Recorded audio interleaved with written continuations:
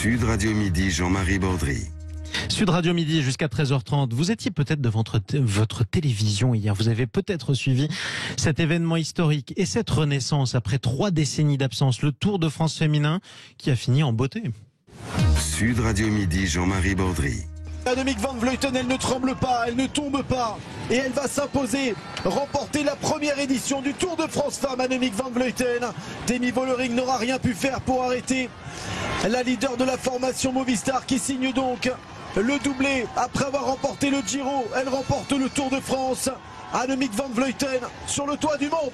Annemiek van Vleuten en maillot jaune, vainqueur de la dernière étape sur la super planche des belles filles. Hier, sacrée saison pour la néerlandaise. Le Tour de France féminin qui a fait son retour, je le disais, sur vos écrans hier, avec aussi cette autre compétition qui a été très suivie, notamment parce que les Français sont allés jusqu'en demi-finale. Il s'agissait de l'Euro de football féminin. On en parle avec notre deuxième invité, Vincent Chaudel. Bonjour à vous. Bonjour Jean-Marie. On vous retrouve régulièrement dans le Grand Matin Week-end sur Sud Radio. Vous êtes fondateur de l'Observatoire du Sport Business. Sport et business, d'habitude on entend ça. Malheureusement pour l'égalité des sexes, c'est souvent à l'avantage des hommes. Le retour de ce Tour de France féminin. Est-ce qu'on peut parler d'une percée télévisuelle ou pas ?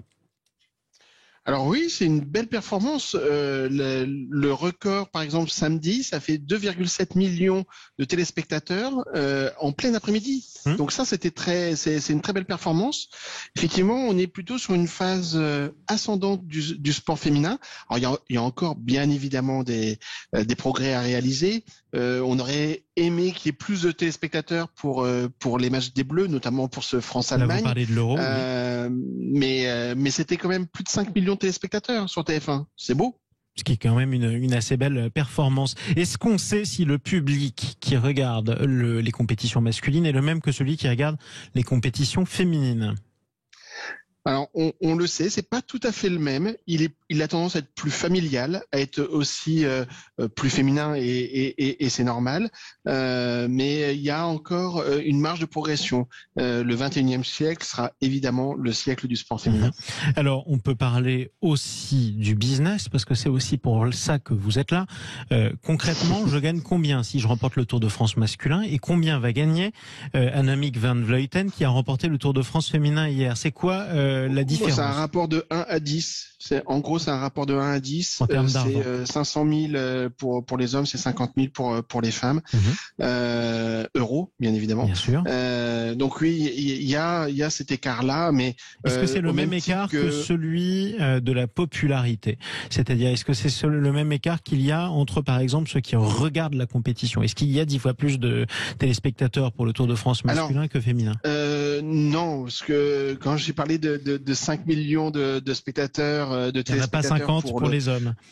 Il n'y en a pas 50 pour les hommes. Mais en revanche, en termes d'affluence dans des stades, par exemple, ou en termes de suiveurs sur les réseaux sociaux, on est à peu près sur des ratios qui vont même au-delà de 1 à 10. Et c'est quasiment en effet miroir l'écart qu'il y a avec les revenus sur le mercato des footballeuses, par exemple. On est sur des sommes qui se comptent en centaines de milliers d'euros, là où les sommes pour les grands joueurs se comptent en centaines de millions d'euros. Pourtant, on peut parler quand même de stars du sport féminin et notamment de notre équipe de France féminine. Tout le monde connaît ou a entendu le nom de Wendy Renard, la Lyonnaise qui joue en équipe de France malgré tout. Vous avez une percée considérable dans la notoriété. Alors oui, ça progresse, encore pas assez puisque finalement les footballeuses les plus connues sont plutôt les commentatrices comme Laure Boulot qui a des communautés qui dépassent le million. Mais vous parlez des abonnés sur les réseaux sociaux, ce qui est le meilleur indicateur. Tout à fait. C'est un indicateur qui est très symptomatique et qui permet d'avoir des points de comparaison entre les différentes joueuses ou entre les différents sports même. Si on regarde les comptes de l'équipe de France, au début de l'Euro, elles étaient à 86 000, elles ont fini à plus de 135 000, donc elles ont progressé, elles n'ont pas fait x2, mais elles ont progressé de plus de 50% sur la compétition, c'est bien, mais nos amies allemandes et anglaises ont des communautés qui dépassent les 300 300 ou 400 000. Donc il y a un retard conséquent par rapport à d'autres pays. Il faut dire aussi Exactement. que le pays où le football féminin était roi, c'était les États-Unis historiquement, alors qu'il était en deçà en Europe. Ça, c'est pour le football. Quels sont aujourd'hui les sports les plus mixtes dans les sports, disons, populaires ?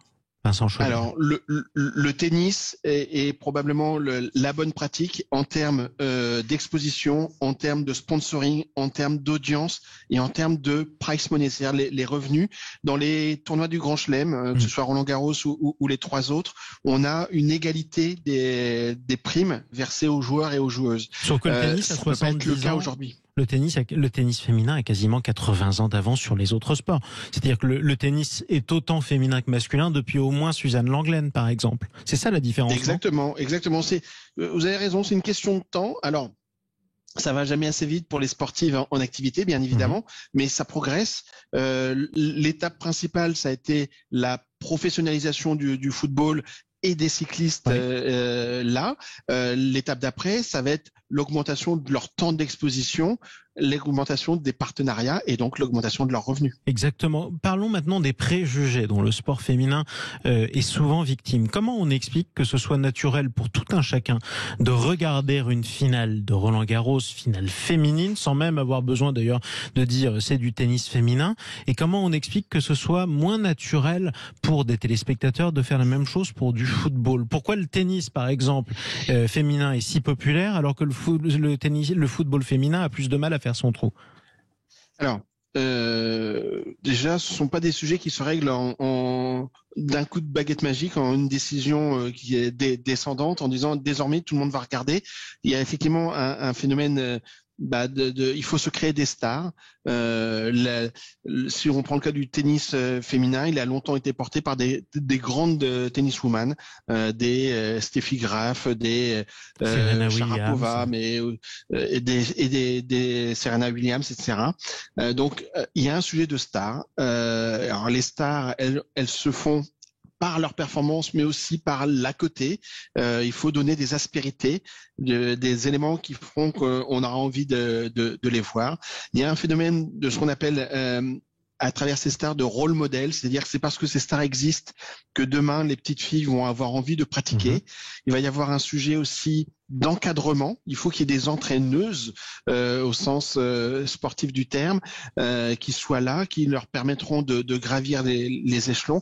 Il y a beaucoup d'éléments qui seront importants. Ça passe en partie par le sport à l'école. C'est un sujet qui est très long. Pourtant, tout le monde fait du sport à l'école. Oui, tout le monde fait du sport à l'école, mais pas avec nécessairement la même culture. Je pense qu'on a un sujet. Alors, Kevin Mayer a mis les pieds dans le plat la semaine dernière avec sa médaille, la seule médaille française aux mondiaux d'athlétisme, en disant que on avait un sujet sur l'apprentissage de la victoire, le goût de la victoire dans l'enseignement.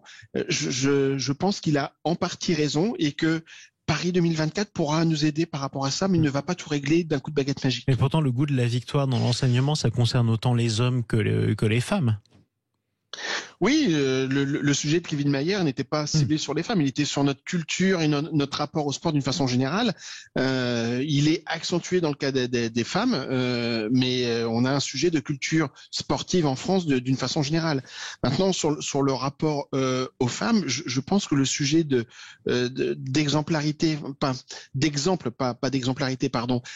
c'est-à-dire voir des mamans, voir des femmes, voir des championnes se réaliser sur le terrain, on n'en voit pas assez. Donc, par exemple, le travail qui a été fait autour de la D1 Arkema, gardons à l'esprit que le mondial 2019 c'est le championnat de France de première division des femmes, la D1 Arkema. Exactement. En 2019, on a été jusqu'à 14 millions de téléspectateurs pour voir France-États-Unis en quart de finale. C'était une audience comparable aux garçons. Tout le monde s'en était réjoui et pensait que c'était fait. Moi, j'avais alerté en disant attention, 14 millions, c'est magnifique, mais il faudra voir combien seront devant leurs écrans pour suivre la D1 Arkema à la rentrée. C'est ça. Et là, ça se compte. Bien sûr, c'est retombé. Mais c'est pareil pour les hommes. Si je mets les pieds dans le plat, Vincent Chaudel, à chaque fois que vous avez la Coupe du Monde et que l'équipe de France masculine va jusqu'en demi-finale, vous avez 66 millions de Français devant les écrans, dont 40 millions de footix qui d'habitude ne regardent jamais le championnat de France, comme on dit. C'est pareil pour les femmes. Pas tout à fait, Jean-Marie, parce que quand on fait une demi-finale contre l'Allemagne, on a 5 millions de téléspectateurs. Ouais. Quand les Bleus de Deschamps font un match amical, ils font plus de 5 millions. Donc on n'est pas tout à fait sur les mêmes dimensions. Voilà. Donc, mais ça avance, ça progresse. Et du coup, si je continue à analyser ce que vous nous disiez, comment on explique qu'on soit passé pour un match contre les États-Unis à la Coupe du Monde de 14 millions de téléspectateurs à une demi-finale contre l'Allemagne avec les mêmes, l'équipe de France féminine de football, à 5 millions, là presque divisé par 3 cette audience. C'est dû à quoi? C'est l'Euro qui passionne moins que la Coupe du Monde, ou c'est que ceux qui ont découvert le foot féminin devant la Coupe du Monde n'ont pas aimé? En fait, c'est que la Coupe du Monde en 2019, elle était chez nous. Et donc, on en parlait matin, midi et soir. C'était un événement qui était porté par la France. Donc, il y a eu un effet d'entraînement qui était là. Comme là, en 98 pour les hommes.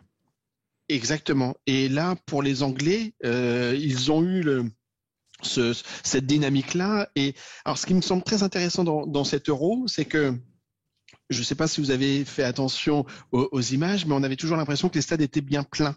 Mais parce que les Anglais ont fait en sorte de faire jouer ces matchs dans des stades à la mesure du football féminin, c'est-à-dire les matchs de l'équipe de France étaient dans des stades en général de 12-15 000 places. Donc ça permet d'avoir cette sensation de grand public. Et la finale à Wembley, de toute façon, la finale, ils étaient certains de pouvoir la remplir, surtout si c'était l'Angleterre qui jouait, ce qui a été le cas. Et donc c'était très bien. Il n'y avait pas de risque. Et c'est un stade de plus de 80 000 places, un peu comme le Stade de France. Exactement. Il y avait 87 000 spectateurs. Est-ce qu'on a une idée du nombre de supporters étrangers qui se sont déplacés jusqu'en Angleterre pour assister à ce championnat? Alors ça, je ne peux pas vous le dire de façon précise, mais sur ce genre d'événement, ça se compte en général en millions de billets vendus. Alors, si on prend le cas de cet Euro, il y avait moins de billets à vendre puisqu'on était dans des stades plus petits. On avait aussi moins d'équipes que dans un mondial puisqu'on doit être à 4 poules de 4. Donc on avait 16 équipes alors que le mondial on devait être à 24 et un mondial de foot on est à 32. Donc on a mécaniquement plus de matchs, plus de spectateurs, plus de pays concernés. Mais ça se compte en général en millions de spectateurs. Et là, c'est une belle opération de tourisme du pays hôte. Une belle opération de tourisme. Parce que les gens viennent. Effectivement. Les gens viennent. Et quand l'équipe de France a commencé sa compétition début juillet, elle l'a fini la semaine dernière. C'est vrai. Et ça permet d'ailleurs, à chaque pays hôte, c'est pareil pour les hommes, d'accueillir des millions et des millions de visiteurs étrangers qui peut-être un jour reviendront pour d'autres raisons. Longue vie et bonne route surtout au sport féminin. Peut-être en 2023 pour la Coupe du Monde de rugby chez nous, par exemple. Ce sera intéressant. On va surveiller tout ça. Merci beaucoup, Vincent Chaudel. Fondateur de l'Observatoire du Sport Business. Merci à vous d'avoir pris la parole sur Sud Radio. Restez avec nous. On va continuer à parler d'affluence. Cette fois-ci, des hommes et des femmes. Ce sont les touristes, ceux qui sont les clients des restaurants et des restaurateurs. Est-ce que les restaurateurs français finissent par relever la tête après 2 années de coronavirus, alors même que les touristes, notamment européens, semblent être revenus? On va en parler dans un instant. Tiens, vous êtes peut-être restaurateur, vous nous écoutez sur Sud Radio. 0826 300 300. Est-ce que les affaires sont difficiles ou est-ce qu'au contraire, elles tournent? Est-ce que vous arrivez à recruter? Pareil, c'est le même numéro. 0826 300 300. On se retrouve dans un instant sur Sud Radio.